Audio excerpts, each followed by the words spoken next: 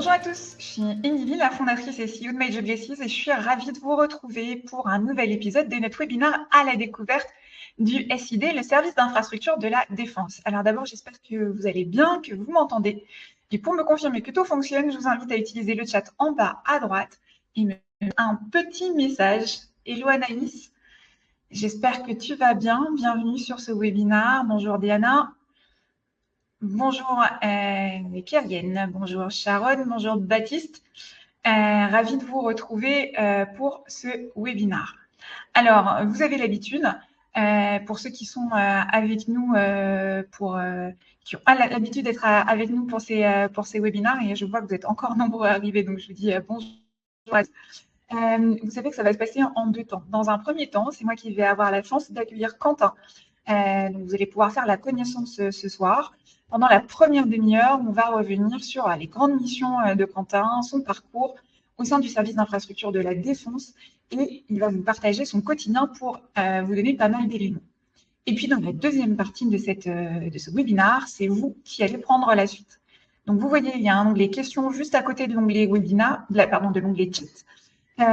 Et à cet endroit-là, je compte sur vous pour mettre votre prénom, votre formation, et me donner quelques éléments sur qui vous êtes, et puis votre question, de façon à ce que je puisse donner du contexte à Quentin et que nous puissions ensemble répondre le mieux possible à vos questions. Est-ce que ça vous va? Est-ce que vous êtes prêts? Est-ce que vous avez envie d'en apprendre plus sur le service d'infrastructure de la Défense? Je ne sais pas si c'est votre première fois avec nous ou si vous êtes habitué de nos webinaires. En attendant, sans plus tarder, grâce à la magie du direct, j'invite Quentin à me rejoindre pour ce webinaire. Bonjour Quentin, tu vas bien? Bonjour Émilie, oui ça va très bien, merci. Ravi de t'avoir avec nous Quentin pour une heure d'échange sur ton parcours, ton métier, le SID. Normalement, tout ça ne devrait plus avoir de secret pour les jeunes qui sont avec nous d'ici la fin de cette heure. Alors Quentin, tu le sais, on a une petite coutume dans ces webinaires. On commence par ce qu'on appelle la carte d'identité de notre invité. Donc l'idée, c'est d'en apprendre rapidement un petit peu plus sur toi.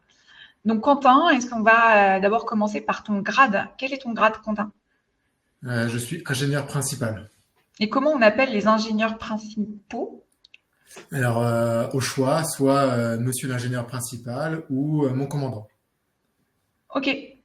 Est-ce que je peux te demander ton âge? J'ai 35 ans. Et tu es au SID depuis quelle année? Je suis au sein du SID depuis 2009. S'il y avait un meilleur souvenir que tu pouvais nous partager là, ça serait quoi? Je sais que c'est pas toujours facile d'en isoler que un, mais tu nous parlerais de quoi?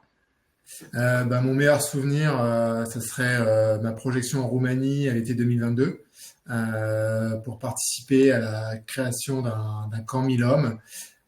Donc une projection sur un court préavis, donc avec un engagement personnel assez fort. Super, on va y revenir tout à l'heure, tu vas nous expliquer tout ça.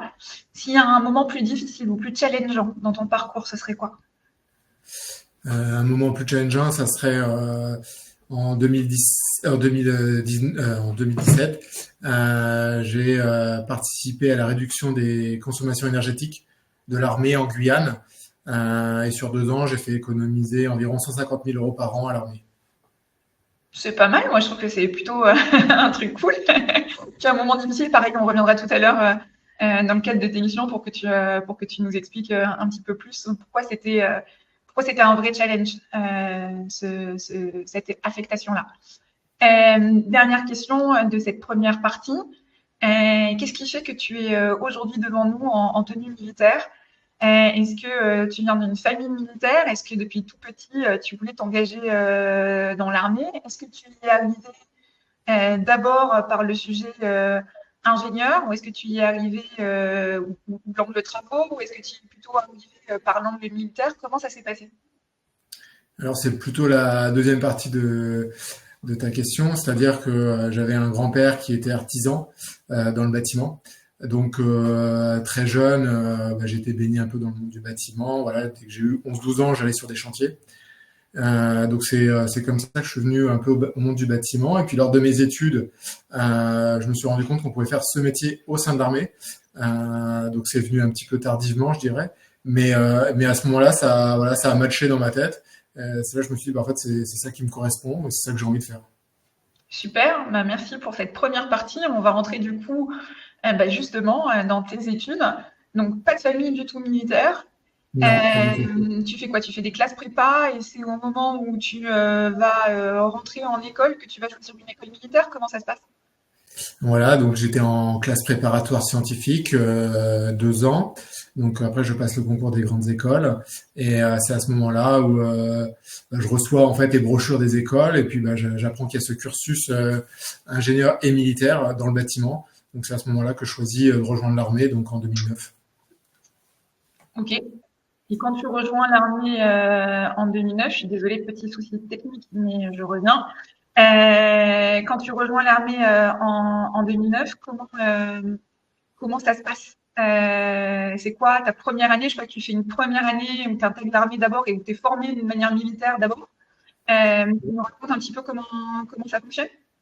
Ouais, voilà. Donc en fait, après avoir réussi le concours, en fait, je fais une année, je dirais, de césure, donc au sein des forces armées. Donc j'ai fait en fait 3 mois de formation vraiment militaire, donc apprendre à marcher au pas, et aussi des formations vraiment en classe. Et après 9 mois embarqué sur un bateau de la Marine nationale à Toulon où là, dans le bateau, j'occupais un poste comme n'importe quel autre marin, pas forcément en lien avec l'infrastructure. Et donc après, voilà, donc ça, au total sur une année. Tu nous en parles un petit peu plus. Donc, du coup, c'est toi qui choisis d'aller dans la marine. En fait, tu peux choisir que ce soit justement à bord d'un bateau que tu fasses ces 9 mois ou c'est quelque chose qui t'est imposé. Ça dépend d'un classement. Enfin, comment ça fonctionne? Alors moi, à l'époque, j'avais pas le choix de la Marine nationale, c'était imposé, mais ça m'a très bien convenu, ça m'a très bien plu. Après, j'ai eu le choix effectivement du bateau sur lequel j'ai voulu aller. Donc en fait, j'ai choisi un petit bateau, ça s'appelle un aviso. En fait, c'est 100 personnes maximum. Et en fait, c'est un petit équipage qui permet qu'on soit tous très soudés, en fait. Qu'est-ce que tu en retiens de cette année particulière où tu passes de simple civil qui connaît pas les armées, qui n'a pas de famille dans les armées, et puis bon, tu as tes 3 premiers mois où tu apprends les grades, tu apprends à marcher, tu apprends à chanter, et puis tu es en cours, et puis tu vas vraiment directement sur le terrain comme les officiers qui ont décidé d'être marins eux-mêmes et qui ont rejoint l'école navale. Comment ça se passe? Alors, bah, déjà, je trouve que c'est un métier tout de suite qui est passionnant. Parce que bah, c'est en sortant d'école, je fais quelque chose en fait de concret tout de suite. Et en même temps, je vois un engagement de la part des marins qui est extrême en termes d'investissement personnel, hein, parce que c'est des absences qui sont très régulières. Euh, voilà. Mais tu en gardes un bon souvenir? J'en garde vraiment un excellent souvenir.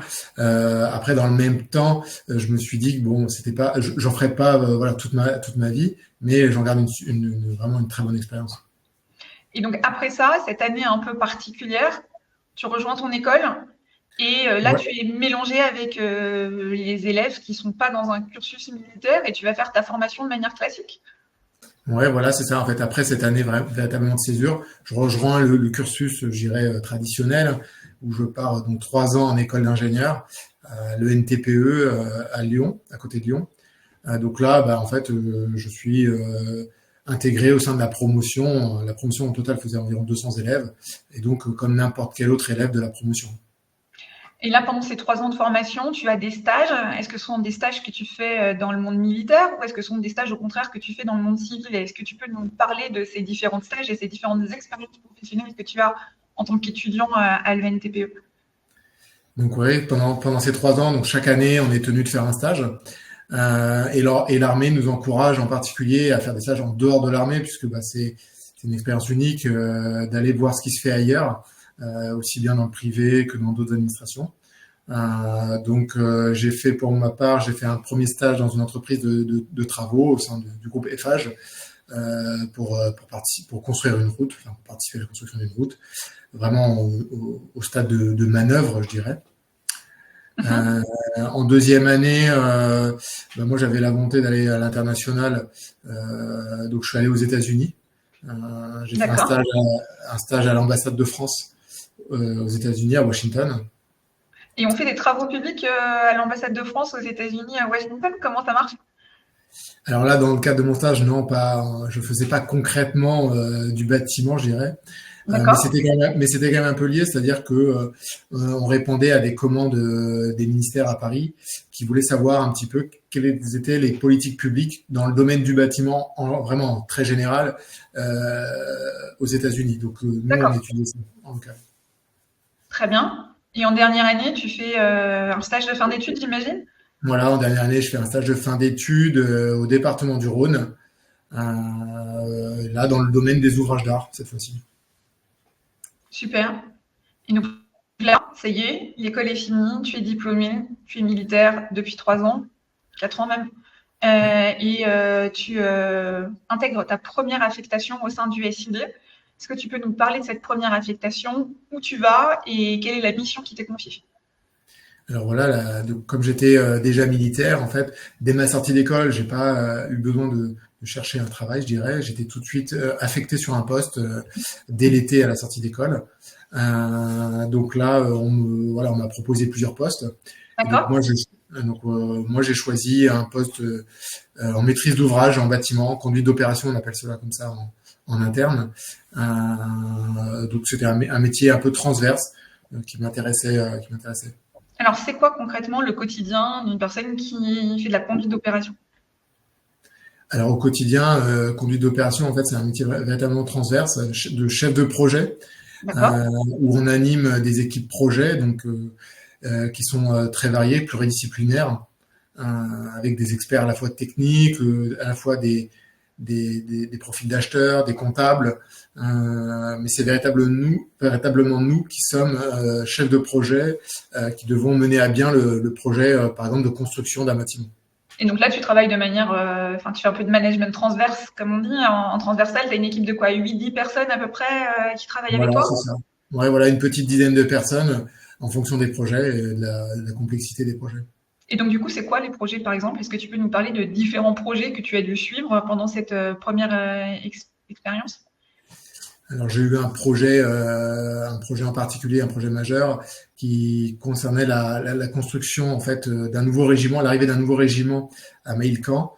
Et donc pour ce faire, il y avait des besoins assez importants en termes d'infrastructures de bâtiments, que ce soit des bureaux, des logements, des fonctions techniques comme une armerie, des hangars de maintenance pour des véhicules blindés. Voilà. Super. C'est des missions, enfin, c'est des projets, j'imagine, puisque au vu de l'ampleur des projets que tu peux avoir, c'est des projets qui vont se faire sur plusieurs années, des fois. Enfin, ça peut être des petits projets qui vont se faire sur un temps plus court et des projets qui se font sur des temps plus longs.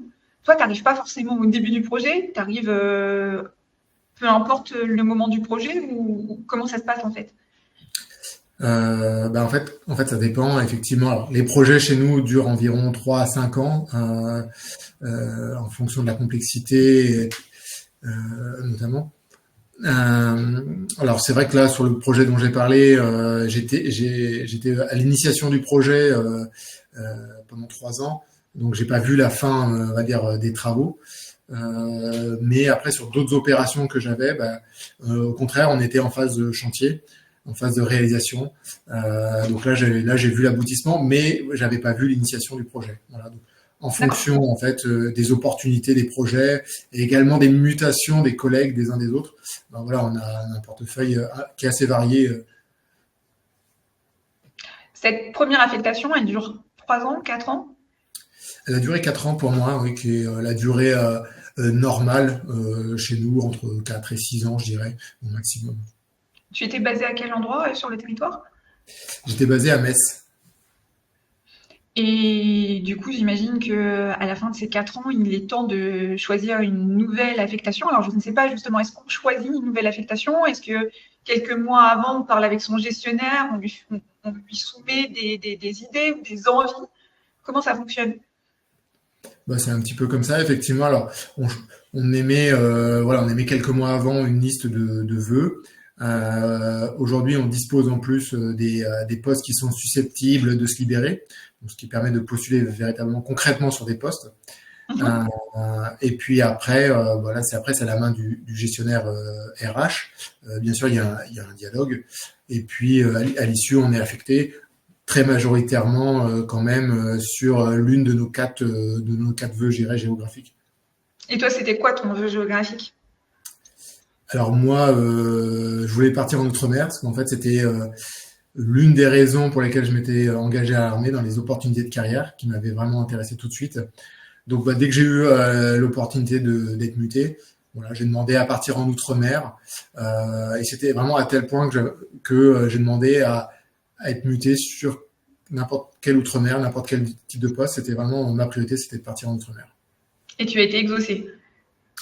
Et donc, j'ai été exaucé. Je suis parti en Guyane. J'étais affecté en Guyane. Ok. C'était quoi alors déjà, quand tu es en Guyane, est-ce qu'il y a beaucoup de militaires français qui sont basés en Guyane? Première question. Et deuxième question, pour y faire quoi? Alors effectivement, la Guyane, c'est l'outre-mer où il y a le plus de militaires, 2100 à peu près. Militaires de l'armée de terre, principalement? Principalement de l'armée de terre, mais il y a également des éléments de la marine nationale et de l'armée de l'air. D'accord. Et donc, moi, cette fois-ci, j'y suis affecté pour faire de la maintenance dans les bâtiments, donc rien à voir avec mon premier poste. C'était une découverte totale à ce niveau-là. Et c'est pendant cette opportunité que tu as été un peu cost killer, c'est ce que tu nous disais tout à l'heure. Il y avait cet enjeu de réduire des coûts aussi. Explique-nous pourquoi, du coup, tu nous l'as présenté comme étant ton plus gros challenge tout à l'heure. Est-ce qu'on peut rentrer un petit peu plus dans le détail de cette expérience? Alors pour moi, c'était un challenge déjà personnellement parce que c'était une nouvelle fonction, un nouveau métier que je connaissais pas. Donc il a fallu que je me forme, que je comprenne. Et ensuite, donc voilà, à un moment, j'ai réalisé que en fait les dépenses elles étaient assez peu contrôlées, je dirais. Donc je me suis dit, voilà, je vais essayer de mettre en œuvre une procédure, une démarche pour réduire ces dépenses. Et donc forcément, il fallait que je prenne contact avec le fournisseur d'électricité EDF. Et en lui expliquant que voilà, j'avais envie de réduire mes factures. Donc comme ça, de prime abord, c'est sûr que ça aurait pu ne pas l'intéresser. Mais bon, après, en l'attirant dans notre projet, en lui faisant comprendre nos problématiques, bien sûr, il est rentré. EDF était également de notre côté. Très clair. Tu nous expliques le quotidien de ton métier concrètement. Quelle est ta mission globale qui va durer 3 ans aussi à 4 ans également. Ouais. Okay. Donc en fait, j'étais chef d'une section de 3 personnes. Donc en fait, mes missions, on va dire à peu près 50% au maximum de mon temps était du management. Mais comme c'était une petite équipe, le management en soi ne faisait pas 100% de mon temps.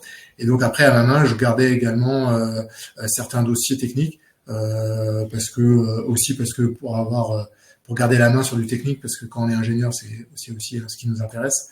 Donc voilà, dans l'émission, j'avais également la gestion des contrats de maintenance. Parce qu'en fait, on a des contrats par corps d'état technique. On va avoir notamment plomberie, électricité. Après, c'était plus technique sur des groupes électrogènes, des piscines. Donc voilà, c'était rédiger ces marchés, les passer avec des entreprises et puis après les suivre, les faire appliquer, suivre les programmes de maintenance sur les équipements. Tu as dit tout à l'heure qu'un des challenges, c'est que c'est un poste qui est très différent du premier poste que tu avais, où il y a eu un gros enjeu de formation. Oui. Comment on se forme à ce moment-là? On a des personnes qui sont là pour t'aider, te passer l'information. On se débrouille un peu tout seul. Comment ça fonctionne? Alors c'est vrai que c'est très challengeant et c'est une démarche personnelle en fait. Alors c'est à la fois avec les collègues, donc il faut faire preuve d'humilité et puis aller voir ses collègues et leur demander qu'ils nous expliquent. Et après aussi une démarche personnelle pour aller se former en trouvant des ressources, soit sur le réseau en interne, soit sur Internet, trouver les normes, enfin se former vraiment par soi-même. Ok. À la fin de ces 4 ans en Guyane, oui. Tu reviens en métropole. Oui.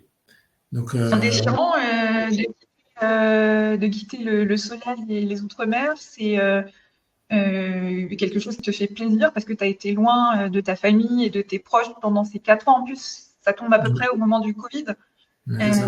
Donc, il y a eu une période longue où tu as dû rester en Guyane sans pouvoir rentrer en métropole.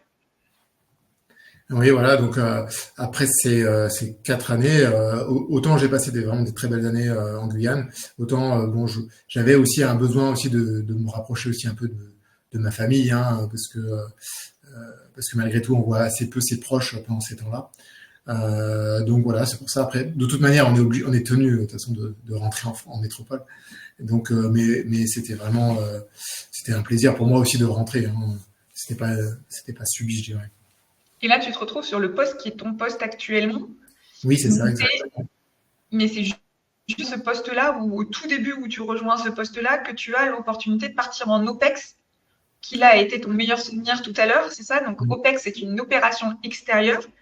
Je crois qu'on est au tout début de la guerre en Ukraine. C'est ça. Donc, je rentre en France, en métropole, à l'été 2021, donc sur mon poste actuel. Et puis, voilà, la guerre en Ukraine éclate donc fin février 2022. On a un premier ingénieur qui part rapidement sur place. Et donc, moi, je le relève, en fait. Donc, comme il est parti 4 mois, fin février, ben voilà, fin juin, je le relève pour, à mon tour, 4 mois et demi. Et donc là, c'était très intense. Ouais. Alors, 2 questions. Avant d'entrer concrètement dans ce que tu vas faire, quelles sont tes missions pendant cette OPEX? Oui. Déjà, est-ce qu'on se prépare à partir en OPEX quand on est un IMI, ingénieur militaire d'infrastructure? Est-ce qu'on part du jour au lendemain? Est-ce qu'il y a une préparation spécifique à faire? Comment ça se passe?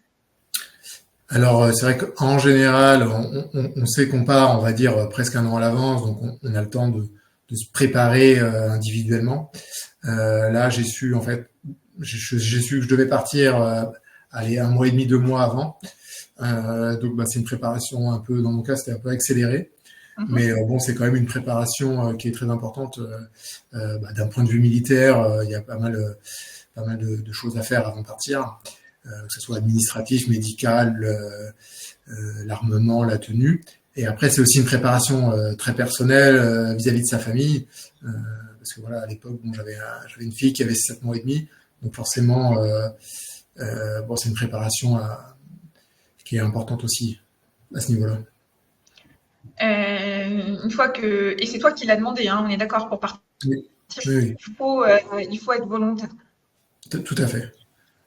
Et donc, du coup, tu pars en OPEX. Concrètement, c'est quoi ta mission? Et c'est quoi les différences entre cette mission quand on est en OPEX et cette mission quand on est sur le territoire national?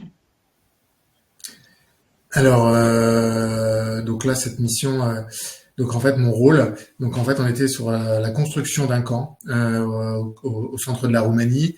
Voilà, quand l'armée française est arrivée, bah, il y avait pas grand-chose, on va dire.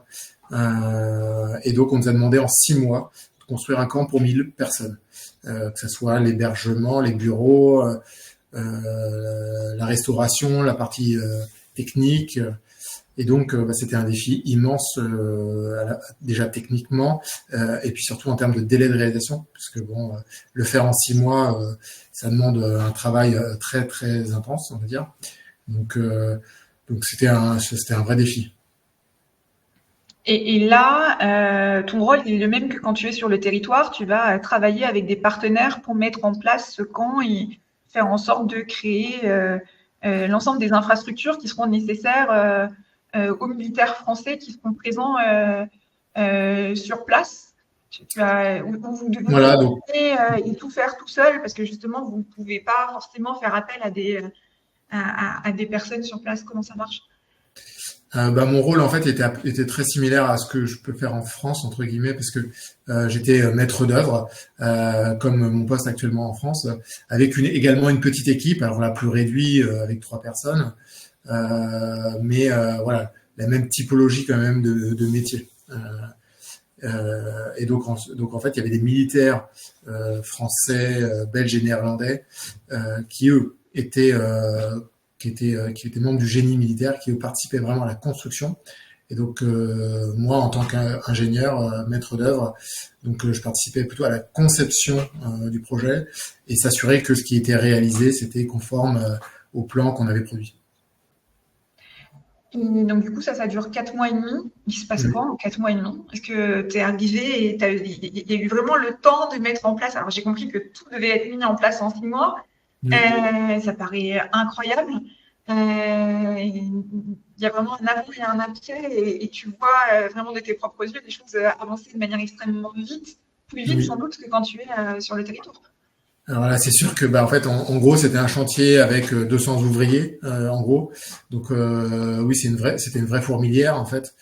Et donc, comme tous les chantiers, il y a des aléas. Bien sûr. Donc, là, en l'occurrence, en fait, on faisait venir des bungalows du Sahel. Donc, forcément, il y a eu des aléas, des difficultés d'acheminement. Ensuite, la météo locale était aussi assez compliquée. Donc, forcément, il y a eu des aléas à ce niveau-là. Et comme les enjeux calendaires étaient extrêmes, il fallait absolument que le camp soit livré au bout des 6 mois. Forcément, ça crée pas mal de tensions. Mais après, ça, c'est aussi le rôle de l'ingénieur, de prendre du recul, poser les choses, et puis de réfléchir à des solutions pour, on va dire, contrer ces aléas. Parfait. Tu rentres en France. Oui. Elle est où ton affectation actuelle? Oui. Elle est à Châlons-en-Champagne. Parfait, donc tu arrives à Châlons-en-Champagne. C'est quoi tes missions au quotidien? Au quotidien, donc là, je suis chef d'un pôle de 9 personnes. Donc, ma mission est essentiellement sur du management aujourd'hui, même si elle reste quand même relativement technique, parce qu'il il faut quand même comprendre et valider toutes les études techniques et les chantiers, les phases d'exécution. Donc voilà, c'est un petit peu dans la poursuite de la Roumanie, mais en métropole, en France. Et les projets auxquels tu contribues aujourd'hui, c'est quoi? Est-ce que tu peux nous donner des exemples concrets de sujets sur lesquels toi et ton équipe de 9 personnes vous intervenez?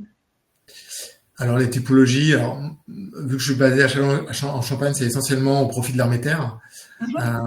Donc il y a les projets, je dirais, classiques de logement, d'hébergement, de bureaux. Mais après, il y a énormément de bâtiments techniques. Et donc là, il y a une diversité assez extrême. Ça peut être une déchetterie, une armurerie, des hangars de stockage de matériel ou d'entretien de matériel. Derrière, il y a une diversité qui est importante. Parfait.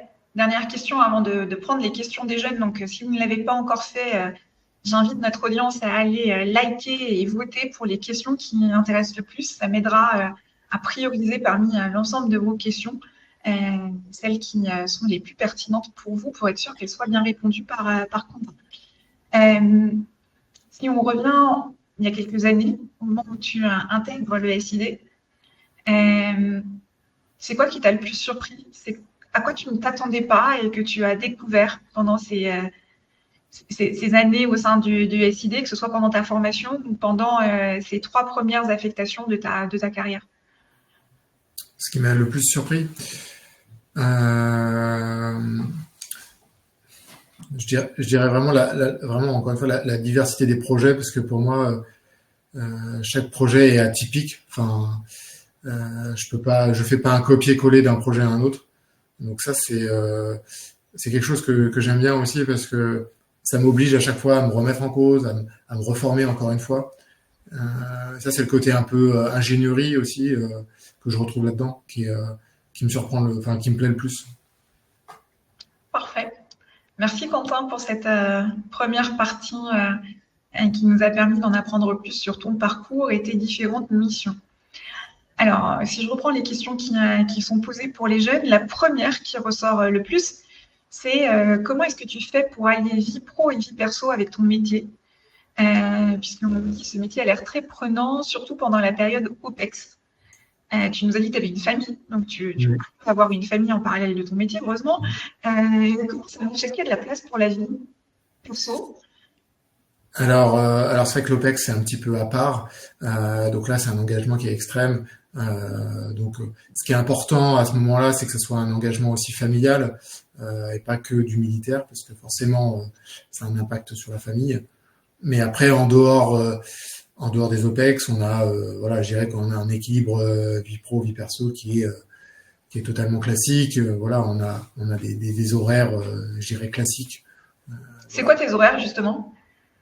Les horaires classiques, ce serait 8h, 18h environ. Alors après, je dirais que c'est très modulable en fonction des besoins. Voilà, En effet, c'est des horaires il y a des jours où il y a des moments de l'année où il y a un peu plus de travail, où effectivement je vais quitter plus tard. Il y a des moments où il y a un peu moins de travail, où j'arrive à accomplir mes tâches, on va dire, plus rapidement. Bon, je peux peut-être partir un peu plus tôt, voilà. Deuxième question. Quel est le niveau de rémunération au SID? Alors, on ne va pas rentrer dans un détail très précis, mais est-ce que c'est attractif pour des jeunes diplômés? Est-ce que tu as une idée de à peu près à quel salaire on commence? Sachant que si je ne dis pas de bêtises, on commence à être militaire et donc du coup à être rémunéré dès l'entrée en formation. Alors ça, effectivement, c'est dans le cadre de mon cursus, on va dire, de mon type de recrutement, parce qu'il y a plusieurs types de recrutement. Donc dans mon type de recrutement, effectivement, quand on sort d'école, on touche une solde, donc pas un salaire, une solde d'environ 2000 euros de mémoire, voilà, à peu près. Ok. Et pendant le temps de ta formation, où tu étais d'abord dans ta formation militaire et sur le bateau de la Marine nationale, et pendant tes 3 ans à l'ENTPE, tu étais aussi rémunéré, on est d'accord? Voilà, oui, on touchait de mémoire, j'avais une solde de 1200 euros. Alors je ne me souviens plus exactement, mais entre 1200 et 1500, je crois, à la fin. Donc il y Par a mois. aussi un solde pendant, Oui. pendant les études. Oui, tout à fait, on est Il y a rémunéré des pendant les études. de l'ENTPE qui étaient civils et qui faisaient les mêmes cours que toi, eux n'étaient pas rémunérés. Alors après, à l'ENTPE, c'est un peu particulier parce que L'ENTPE, c'est un peu particulier, parce qu'en c'est une effet, école de fonctionnaires. ouais. Donc il y a à peu près la moitié de la promotion qui est fonctionnaire et qui sont eux-mêmes rémunérés. Mais sinon, l'autre moitié, non, effectivement, comme les étudiants classiques, ne sont pas rémunérés. Ok. Question de Florentin qui demande s'il est possible de rejoindre le SID avec un BTS ou un BUT en génie civil ou en travaux publics. On parle aujourd'hui de ton métier et de ton statut qui est un statut d'officier. Oui. Mais il n'y a pas que des officiers, j'imagine, au sein du SID et on peut intégrer avec un BTS ou un BUT. Oui, tout à fait. Alors, c'est vrai que pour avoir le même statut que moi, être ingénieur militaire de l'infrastructure, il faut avoir un bac+5 dans le domaine du bâtiment. Mais après, on a des recrutements chez les civils, notamment à bac+2, bac+3. Dans le bâtiment, il n'y a aucun souci. Il y a des postes de techniciens. Voilà, c'est tout à fait possible. On a une autre question qui nous arrive. On nous demande si tu es soumis à une charge de travail importante au sein du SID. La personne nous dit qu'elle travaille dans le privé et qu'elle s'interroge justement sur est-ce qu'on travaille plus que dans le privé ou moins que dans le privé au SID ou est-ce que c'est pareil? Est-ce que la charge de travail est importante? Alors, ça revient un peu je crois, à la première question. C'est assez variable en fonction de l'année. Bon, je pense que malgré tout, on a un peu moins de charge de travail, mais c'est surtout, on a moins, je pense, de pression par rapport au privé. Je pense que la différence est plus là. Je suis pas soumis à la réalisation d'un chiffre d'affaires ou d'un bénéfice. Voilà. Alors, ça n'empêche qu'il y a quand même des enjeux, attention. Mais je pense que c'est surtout la pression qui est un peu moins forte que dans le privé. On a une question de Diana qui demande si tu peux nous en dire un petit peu plus sur le processus de recrutement au sein du SID. Elle dit qu'elle a regardé les offres de poste, je pense, parce que Oui. les offres sont intéressantes, mais ce n'est pas précisé. Est-ce que tu peux... parce qu'on peut peut-être revenir aussi sur les différentes voies d'accès pour devenir, pour rejoindre le Donc, SID. alors, pour déjà être ingénieur militaire, donc le même statut que moi, donc on va dire il y a principalement 3 voies. Soit après les grandes écoles, donc comme j'ai fait, passer le concours. Deuxième voie, c'est un concours qu'on appelle sur titre. C'est-à-dire qu'une fois qu'on est diplômé un bac+5 ingénieur en bâtiment. Donc là, cette fois-ci, on a la possibilité d'être recruté. Donc en CDI également. Et après, il y a des recrutements en CDD qui sont possibles. Donc nous, on appelle ça en officier sous contrat, qui sont possibles là toute l'année. Donc voilà. Après. Et donc là, désolé Quentin, que ce soit sur titre mode CDI ou que ce soit sur contrat mode CDD, il suffit d'avoir un bac plus 5 dans le domaine et d'aller en CIRFA ou sur le site, candidater et de cette manière-là, on peut rejoindre le SID. Oui, tout à fait. Bac plus 5 dans le domaine. Du bâtiment, alors assez général. Longtemps, soit pour une période plus courte. Voilà. Tout à fait. OK. Et on peut aussi être au sein du SID en n'étant pas IMI, donc on n'est pas ingénieur militaire d'infrastructure, mais on est civil. C'est une autre. Voilà, on peut être aussi ce qu'on appelle civil de la défense, donc ou fonctionnaire. Donc là, c'est pareil. Il y a des offres d'emploi sur nos sites. Donc là, j'invite à les regarder. Donc il y en a un petit peu partout en France. Il faut regarder ça. Et là, du coup, c'est tout niveau. Et on n'a pas le statut militaire, donc il n'y a pas d'enjeu par rapport à ça. Et on postule comme on postulerait de manière plus classique, j'ai envie de dire. Voilà. Voilà, donc moi j'ai recruté des personnes comme ça. Voilà, donc c'est CV, lettre de motivation, entretien, quelque chose de très classique. Et on propose en général, on propose plutôt des CDD qui après peuvent éventuellement se transformer en CDI, mais on recrute d'abord en CDD. Après, pour avoir le statut de fonctionnaire, voilà, il faudra passer un concours, un petit peu comme pour les militaires, pour avoir le statut de fonctionnaire et être en CDI. Bien sûr. Et par rapport à ce que tu disais, Quentin, on a beaucoup parlé du côté militaire, puisque aujourd'hui, on est là pour mettre en avant le métier d'IMI, donc ingénieur militaire d'infrastructure.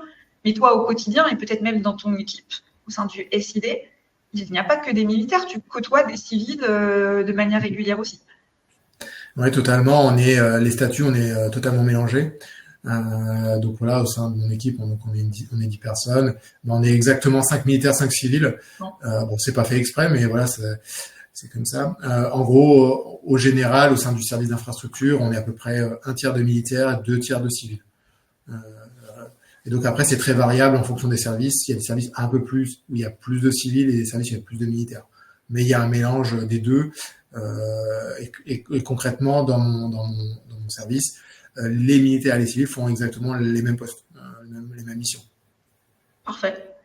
On a une question de Marine qui demande si on peut choisir d'être affecté ou pas à l'étranger sur le terrain.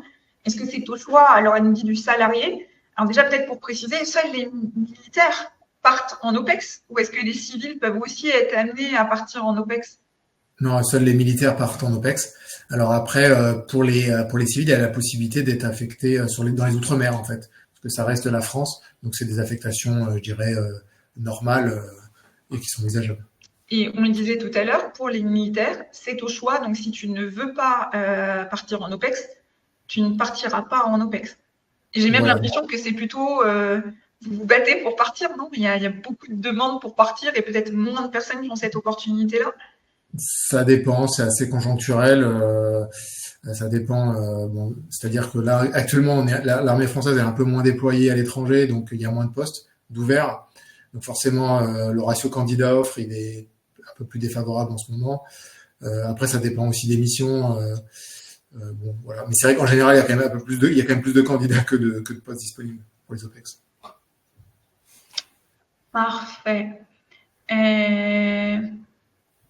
Question d'Anaïs, est-ce que c'est pas frustrant de travailler sur des projets si longs et de ne pas toujours en voir la fin?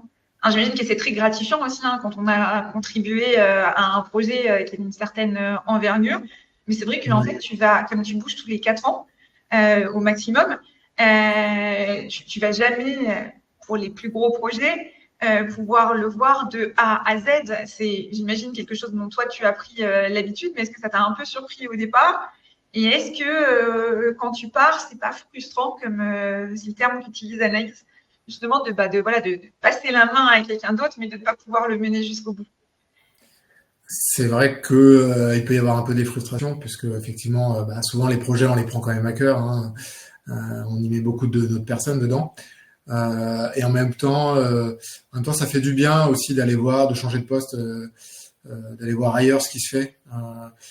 C'est enrichissant, hein, finalement, parce qu'on apprend d'autres méthodes de travail, même si on est muté géographiquement sur le même type de poste, en fait, on peut découvrir des nouvelles façons de travailler, d'autres collègues.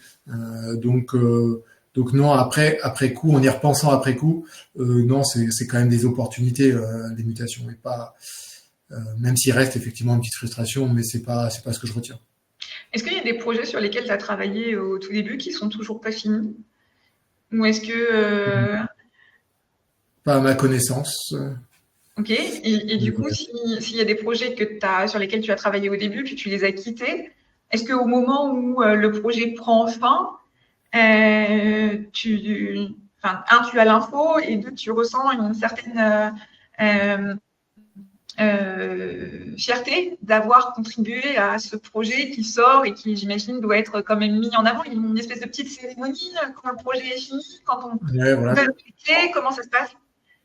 C'est vrai que quand on livre un bâtiment, en général, on fait une petite cérémonie.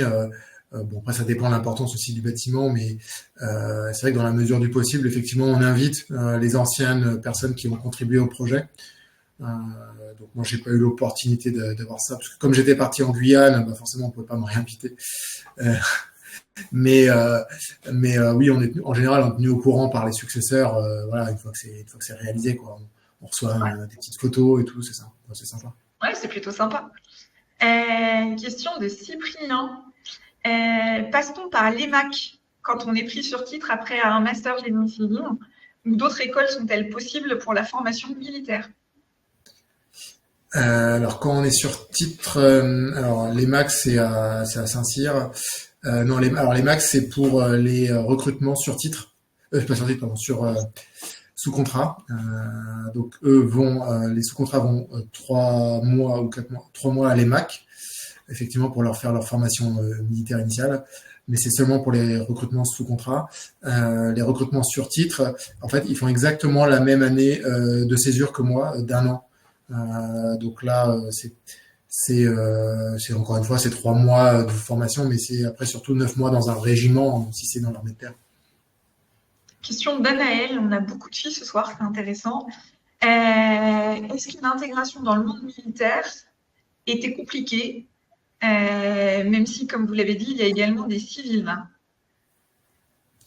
Une intégration, c'est-à-dire Non, mais en fait, toi, tu ne venais pas d'une famille militaire, etc. Donc, quand tu as fait ta formation et quand tu as appris à marcher au pas, à chanter les différents grades, est-ce que ça s'est fait facilement? Est-ce que c'était compliqué? Est-ce que tu peux nous expliquer comment on s'intègre en fait? Ou alors finalement, en fait, vous étiez tous passés de civil à militaire en même temps et donc du coup, vous êtes tous intégrés en même temps. Comment ça se passe? nous, voilà, on était mélangés avec d'autres écoles militaires, donc on arrive, on est tous novices par rapport à l'état militaire. Donc c'est quelque chose que fait bien l'armée, hein, d'intégrer des nouveaux entrants. Donc voilà, ça se fait. Voilà, il faut suivre les consignes, il faut suivre l'effet de groupe, mais ça se fait normalement, ça se fait bien et naturellement. Une question de Pablo qui demande si un jeune ingénieur est amené à se déplacer souvent. Mission, chantier, OPEX, on en a parlé tout à l'heure. Alors, est-ce que ça devient le cas avec les années d'expérience? Alors déjà, est-ce qu'on se déplace beaucoup?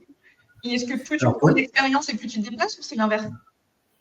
Alors, pour les déplacements, ça dépend énormément des postes, finalement, tenus. Il y a des postes où en étant ingénieur, on se déplace pratiquement jamais.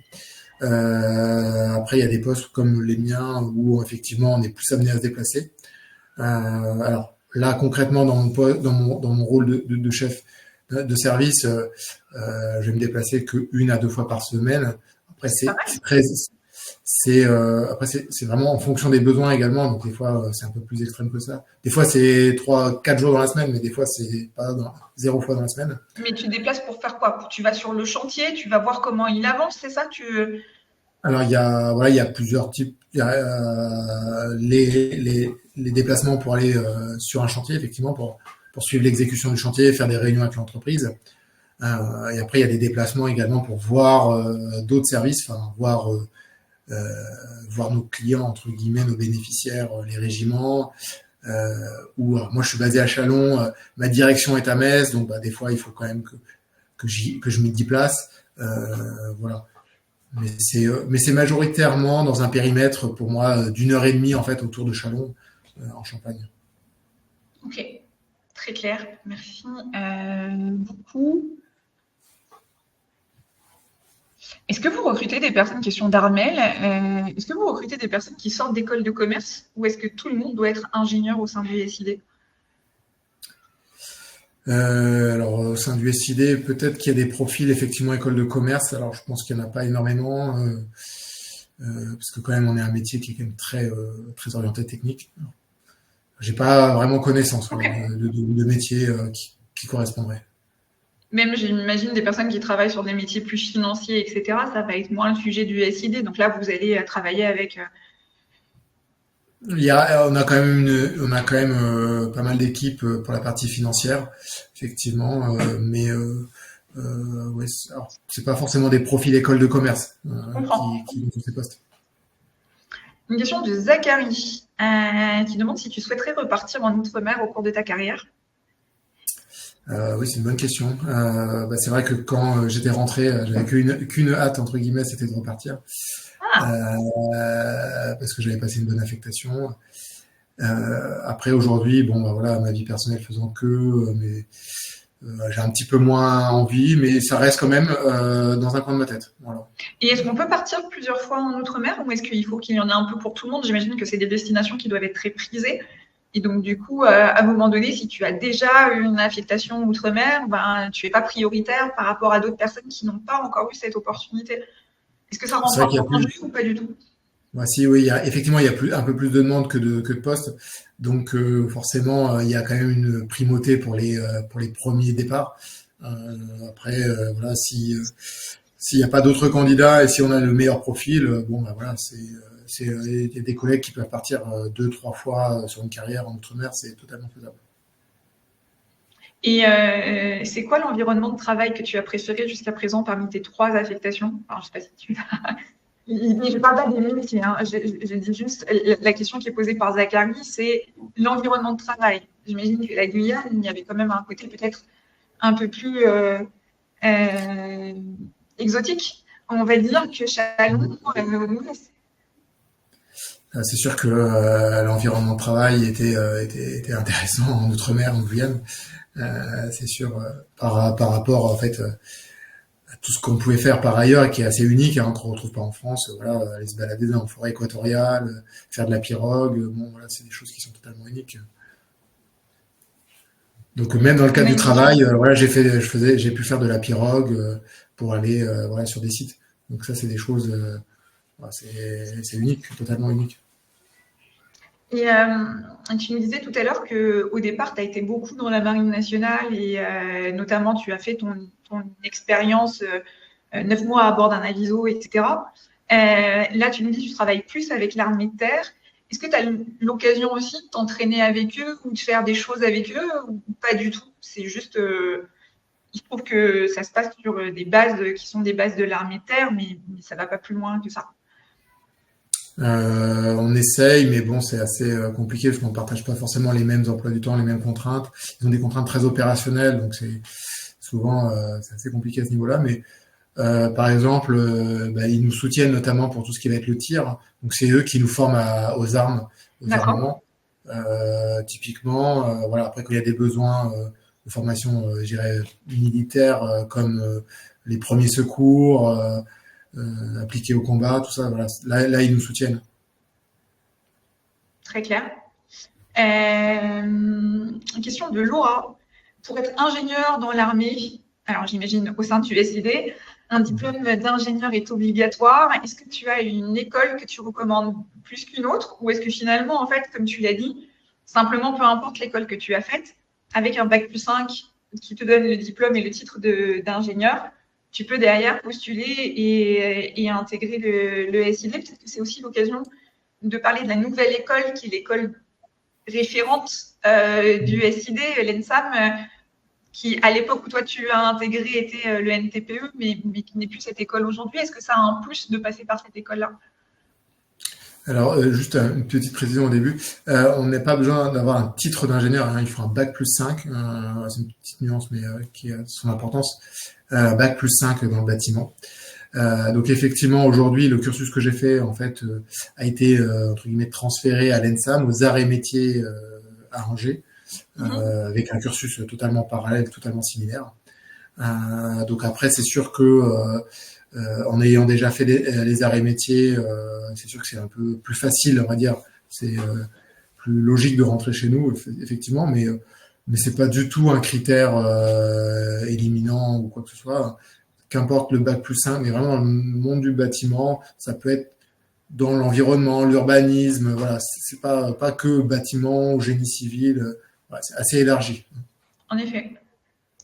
On a une question de Basolia qui nous dit étant ingénieur dans l'armée, est-ce que tu peux nous parler de la gestion du stress? Est-ce que justement, on vous apprend en tant que militaire aussi à savoir gérer votre stress en toutes circonstances? Je dirais pas plus qu'ailleurs. Enfin voilà, après ça revient aussi un peu sur la question du plan de charge, enfin de la charge de travail.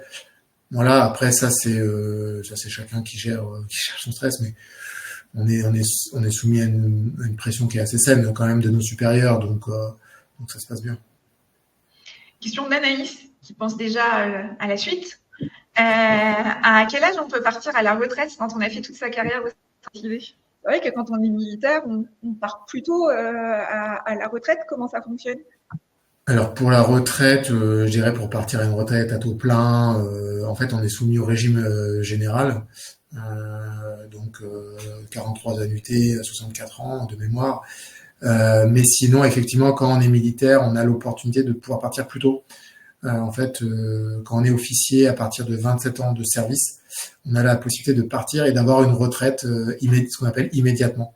Alors forcément, elle sera pas d'un montant équivalent à quelqu'un qui a fait ses 43 annuités. Mais voilà, il y a cette possibilité-là. Super. Alors, j'ai une question d'Amélia qui nous dit, est-ce que le SID s'occupe du nouveau bâtiment de la DGSI? Alors, j'ai pas connaissance de ce projet-là, donc je sais pas. Je suis désolé, je peux pas répondre. Alors, je pense que tu ne peux pas connaître en effet tous les projets au sein du SID, en effet. Moi, j'ai une question pour toi, Quentin. On était samedi, c'était la journée des droits des femmes. Oui. Est-ce qu'il y a beaucoup de femmes au SID? Est-ce qu'il y a beaucoup de femmes qui sont ingénieurs militaires d'infrastructure? Et puis, j'ai vu beaucoup de jeunes filles qui étaient là et qui nous écoutaient. Oui. Est-ce que c'est facile, quand on est une femme, d'exercer le même métier que toi? Alors, pour les chiffres, on est à peu près, je crois, 25% de femmes, 75% d'hommes. Donc, bon, ça, c'est dû au fait que c'est des métiers qui sont dans la culture, je dirais, plus masculin. Alors que bon, la réalité, c'est qu'on peut très bien l'exercer en tant que femme ou homme. Il n'y a pas de différence. Donc, bien au contraire, je trouve que c'est complémentaire. Il faut vraiment que les femmes n'hésitent pas à candidater. Faut pas se refuser, voilà, cette candidature. C'est totalement. En plus, voilà, on a des métiers qui permettent vraiment un équilibre vie pro, vie personnelle, qui souvent sont un peu plus impactants pour les femmes. Et je pense que ça, on le trouve mieux chez nous que dans le privé. Donc, justement, voilà, n'hésitez pas à nous rejoindre, il n'y a pas de souci. Bah oui, parce que c'est un métier dit scientifique. On a besoin de femmes ingénieures. Et puis, bah, on voit qu'au sein du SID, finalement, c'est ouvert aussi bien aux hommes qu'aux femmes. Et puis, un des intérêts aussi dans l'armée, c'est que le solde est le même. Qu'on soit un homme ou une femme, vous serez rémunéré de la même manière, vous serez formé de la même manière et vous aurez des opportunités d'avancer de grade en grade et d'affectation en affectation de la même manière. Donc, c'est aussi quelque chose qui est extrêmement intéressant, que malheureusement, on ne voit pas dans toutes les structures. Donc là, on est dans une vraie égalité de traitement. Et c'est vrai que voilà, je voulais faire un petit clin d'œil à ce sujet parce qu'on ne le dit pas assez, mais on a besoin de femmes dans les métiers scientifiques, de femmes ingénieurs et de femmes dans nos armées. Donc, mesdemoiselles, mesdames qui étiez avec nous tout le long de ce webinaire, n'hésitez pas à vous y intéresser et j'espère que ça vous inspirera et que ça vous donnera voilà, envie de suivre les pas de Quentin et d'avoir envie de rejoindre le service d'infrastructure de la Défense. Quentin, moi j'ai une autre question. C'est quoi la suite pour toi? Là, t'en es où? T'en es au bout de 3 ans, 4 ans bientôt là au sein de ton affectation actuelle? Voilà, donc cet été, ça fera 4 ans que je suis sur mon poste actuel. Donc, bah, il est venu le temps de penser à la mutation. Donc voilà, pour l'instant, j'ai émis plusieurs souhaits, soit d'être prolongé une année, soit d'être muté, notamment sur Versailles, pour découvrir d'autres postes que je ne connais pas aujourd'hui, plus de direction. Donc voilà, pour l'instant, c'est en cours de réflexion avec les ressources humaines. Et pour l'instant, j'ai pas de réponse à ce sujet. Donc là, tu rentres en fait dans le temps qui vient juste avant une nouvelle affectation. Par contre, il y a quelque chose que tu as dit que je ne savais pas. Ça fait 4 ans que tu es sur ce poste et tu dis que tu peux demander une année de plus. Donc en fait, il est possible parfois de rester 5 ans sur une affectation. Il n'y a pas de maximum à 4 ans. On peut faire 5. Voilà, alors strictement, on n'a pas de maximum. Après, c'est vrai que l'usage veut qu'on reste rarement plus de 5-6 ans, on va dire, sur un poste. Voilà, pour faire tourner et puis même pour soi, souvent on voit qu'intellectuellement il y a une certaine routine au bout d'un moment qui se met en place. Donc c'est important aussi d'aller voir ailleurs ce qui se fait. Armel va m'aider à faire le mot de la fin, puisqu'Armel me dit mais comment te contacter ensuite si on a d'autres questions?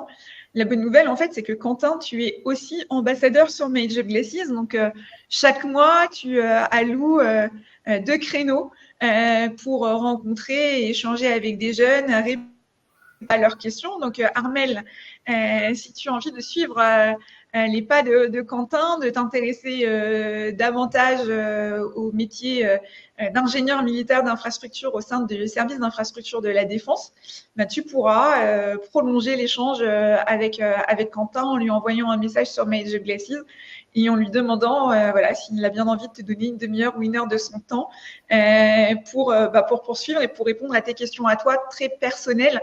Là, c'est vrai qu'on a fait des questions qui étaient plus généralistes pour comprendre le parcours de Quentin et ses différentes affectations. On a pris les questions des jeunes qui se sont connectés, mais c'est vrai que l'opportunité de prolonger l'échange avec Quentin, c'est de pouvoir parler aussi de toi, de ton parcours actuel. Je ne sais pas, peut-être que tu es dans un cursus bâtiment et de pouvoir lui poser des questions par rapport à toi, par rapport au moment où tu en es dans ton parcours et par rapport aux différentes voies qui s'offrent à toi, puisque Quentin nous a expliqué qu'il n'y avait pas qu'une seule voie d'accès à ce métier d'IMI, mais qu'il y en avait plusieurs. Donc moi, Quentin, je voulais te remercier pour cette heure passée en notre compagnie. Ce que j'en retiens, c'est que les métiers sont riches au sein du SID, qu'on y fait des belles expériences, qu'on a l'opportunité de faire en métropole ou dans les autres mers, mais également en OPEX. À partir de ta deuxième affectation, tu avais aussi des rôles de management, alors en transverse la première fois, et puis après du vrai management avec des vraies équipes qui grandissent de plus en plus. J'imagine que c'est la suite qui t'attend aussi dans ton parcours, avec un parcours peut-être un peu plus état-major aussi après qui va arriver. Mais en tout cas, merci pour le temps que tu as consacré ce soir pour te prêter au jeu, voilà, de répondre à la fois à mes questions et aux nombreuses questions que nous avions des jeunes qui étaient avec nous. Pour revoir ce webinaire, il sera disponible dès demain en replay et en version podcast. Je voulais aussi m'excuser parce que j'ai eu des petits soucis techniques, donc de temps en temps, ma tête disparaissait. Donc désolée pour tout ça. Et puis la bonne nouvelle, c'est que Quentin et d'autres ambassadeurs et ambassadrices du service d'infrastructure de la Défense sont disponibles sur Major Glaces. D'ailleurs, si vous restez jusqu'au bout avec nous, vous serez automatiquement redirigés vers leur profil pour pouvoir poursuivre les échanges. Quant à moi, je vous donne rendez-vous très bientôt pour découvrir un nouveau parcours d'ingénieur militaire d'infrastructure. Encore merci infiniment, Quentin, pour l'heure passée à nos côtés et pour le partage riche de tes expériences. Et puis, je te laisse le mot de la fin. Comme tu l'as dit, n'hésitez pas à me recontacter sur la plateforme si vous avez des questions. Je suis totalement disponible pour y répondre et rentrer peut-être plus en détail concrètement dans mon quotidien. Merci Quentin, merci tout le monde. Je vous dis à très vite. Bonne soirée. Au revoir. Merci, au revoir.